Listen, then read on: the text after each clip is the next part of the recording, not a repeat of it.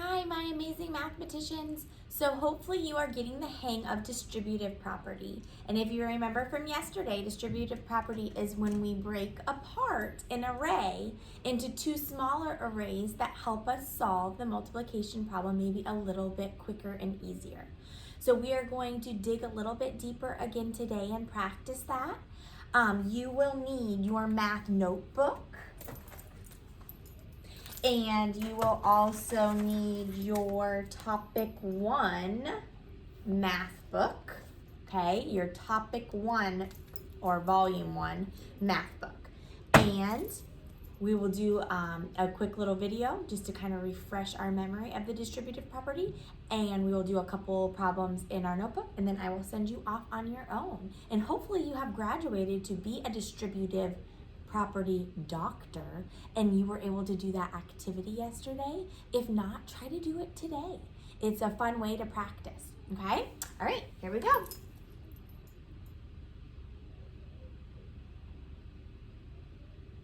How can you break apart arrays to multiply with 3? Think about this question during the lesson.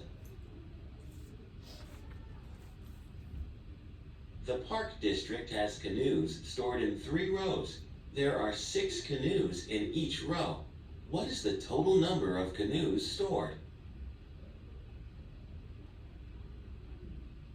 Okay, so what's our multiplication problem? Well, we have 3 rows, 1, 2, 3 of 6. So our multiplication problem is 3 times 6. You might know that one pretty quickly. Okay, but let's see if you don't, a strategy. And remember, this is just one way that you can solve this. Remember how I show you a lot of different ways. Let's see this strategy and see if it maybe helps you a little bit. How does an array help you multiply? An array puts items into equal rows and columns so that it is easier to find the total number. What operation will you choose to find the total when you have an array? Select your answer. What operation do we think of right away when we see an array? Rows of, and then whatever our number is. Would we multiply or would we use division? I hope you're telling me multiplication. Let's see.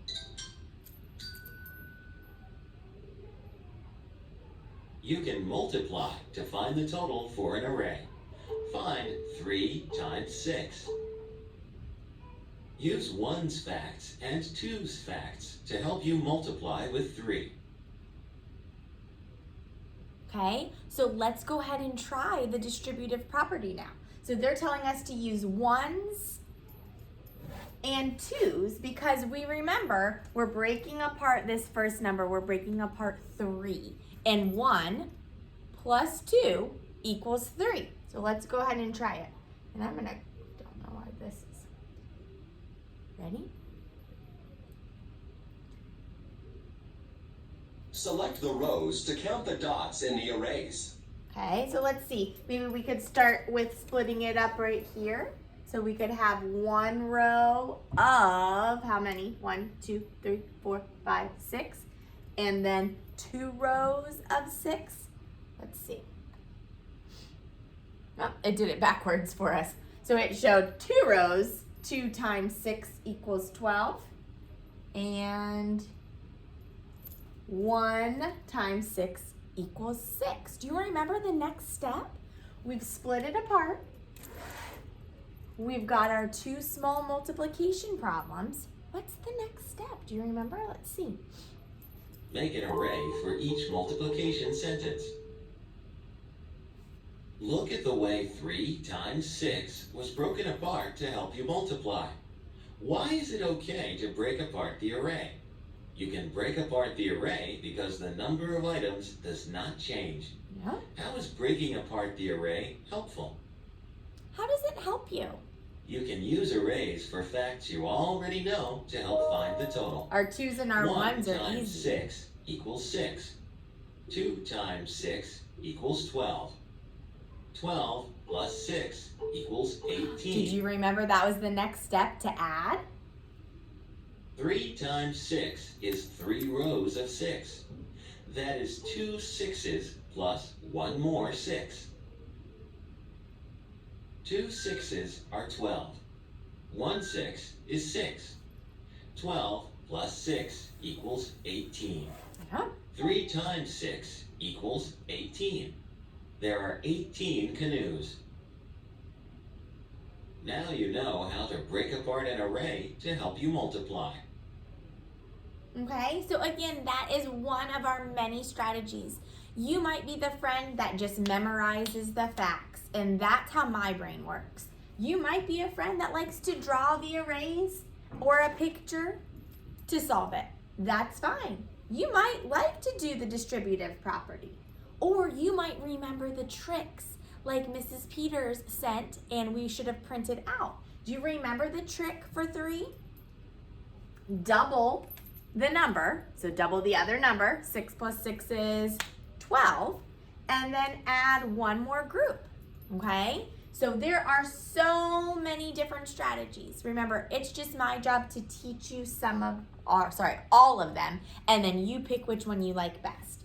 All right, so if you have your math notebook, we are ready to go ahead and start taking some notes on the distributive property, and we're gonna practice some.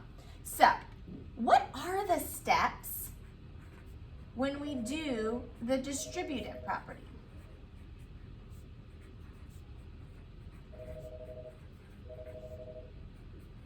What's the first step? Well, you need to make an array, right?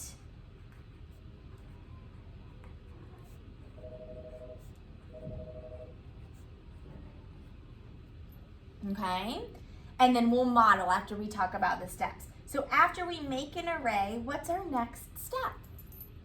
We're gonna cut that array. We're gonna make it into 2 smaller arrays that maybe help us solve it quicker. So we're going to, and I like to use the word cut because if you were a distributive doctor yesterday, you had to do surgery on your array. So we're going to cut the array. After we cut the array, then we have to solve the 2 different arrays.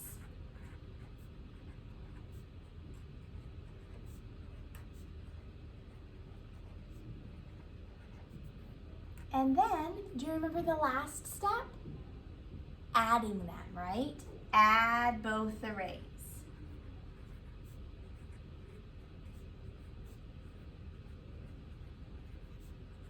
So those are the steps. And if you need to use this to help you, that is fine. All right? So let's go ahead and try 2 using these steps. So what if I have the problem 4 times 7? All right, well, what's our first step? Make our array. So we're going to have 4 rows of 7. Go ahead and do it.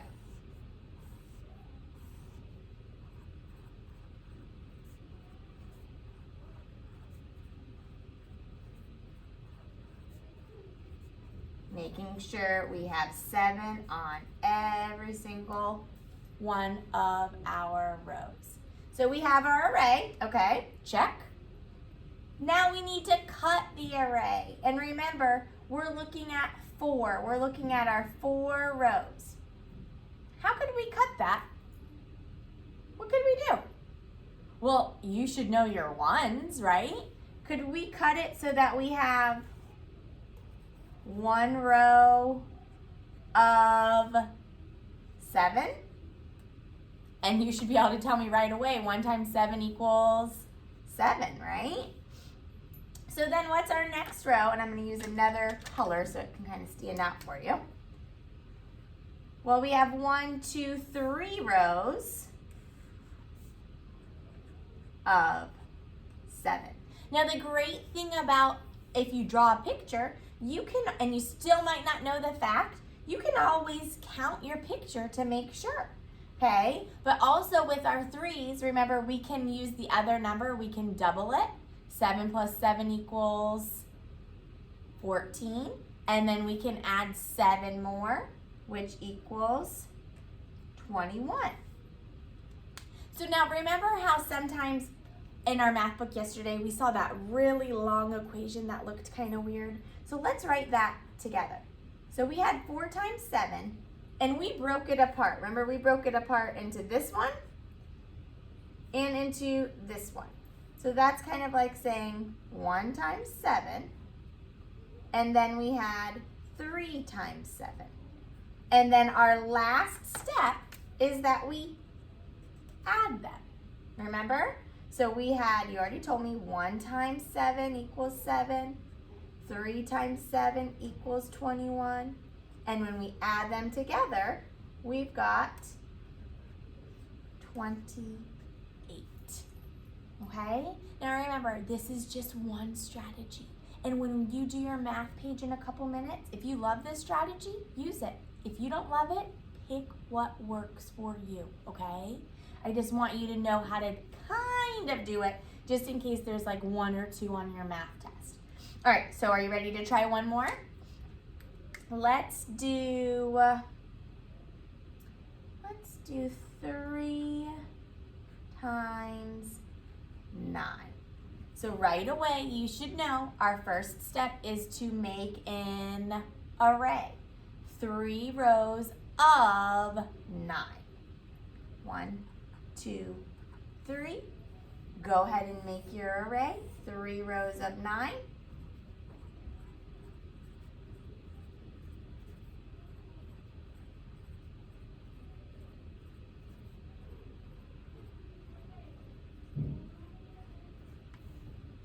Okay, so we made our array. What's our next thing? We need to cut our array. How do you want to cut it? I like 2s. I'm going to cut it so that I have 2 rows of 9. And then I have 1 left. I have 1 row of 9. So now how do we make that into the number sentence for distributive property? Well, we started with what fact? 3 times 9, right?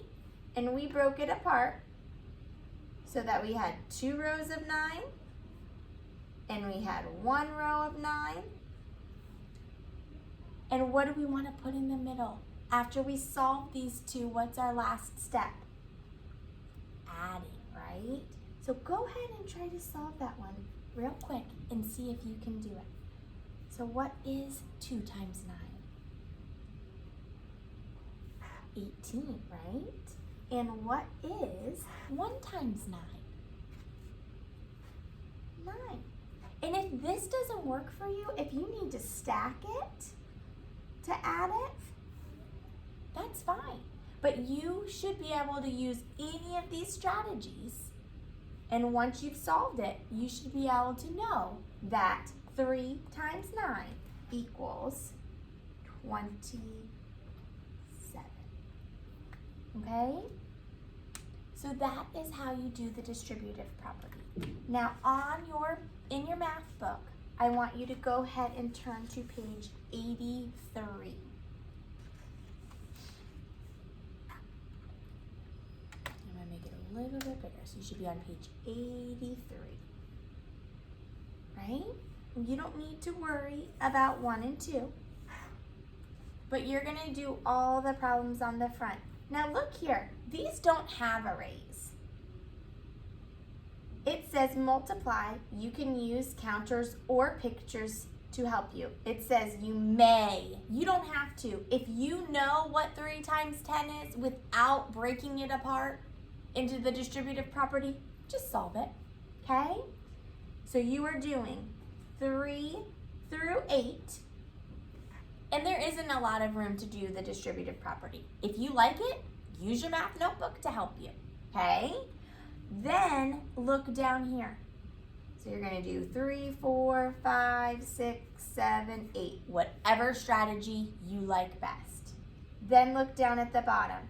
9 and 10, they have the arrays. They have it pretty much mapped out just like we've been doing, okay? So yes, you're going to do 9 and 10. But then look down here. 11, 12, and 13, they don't have the arrays. So that's your choice. Again, how do you want to do it? And then flip it over, and you are going to do 18 and 19, and you're going to post those ones. That is your discussion post. Now, if you can do me a favor, when you write your answers for your discussion post, tell me if it's A, B, C, or D. You don't need to write the problem, okay? Just tell me A, B, C, or D. So remember, you're going to work on numbers 3 through 13 and 18 and 19. You need to make sure mom and dad check it before you do your discussion post and fix any mistakes that you have, okay? So multiplication is something that's really important that we're gonna have to know for the rest of our lives. So take your time, do your best work, and you should be practicing your multiplication facts at home. I would suggest getting some flashcards, but that is something that we need to get quick in our head. We need to be fluent in it. All right, so you have learned the distributive property for day 2. Hopefully it's a little bit easier, but today you do not have to do that on all of those. Remember, pick what works best for you. All right, bye.